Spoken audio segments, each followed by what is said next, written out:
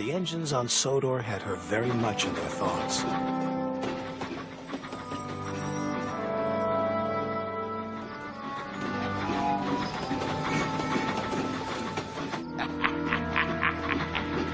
Thomas, I was thinking, how does Mr. Conductor travel here? By gold dust.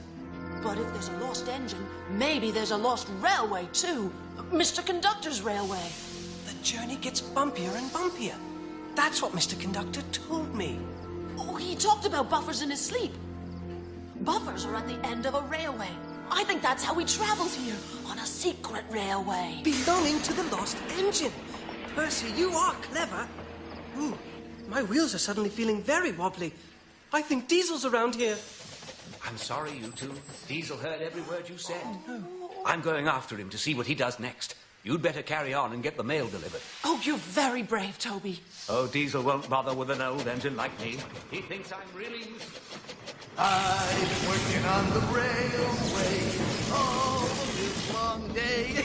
Yeah, who wants to work a livelong day anyway? There he is. Come in, enjoying the party, Splodge. Hooray, hooray! We're gonna have a party! I love parties! Yeah, who's got the balloons? Correction. Join the party that's over. Just like Twinkle Toes' magic railway's gonna be over. Gone. Like the lost engine and the buffers that lead to her. Well, what are you gonna do? Oh, yeah, that's a good question. Yeah. It's time to finally put Twinkle Toes' lights out. Oh? This is a job for the boss! I've got to delay him. I've got to distract him. It's the old teapot! Smash him! Smash him!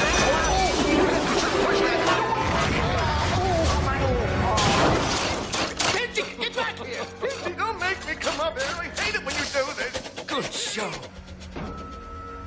Boss, did you mean to let the roof fall in? All the way in?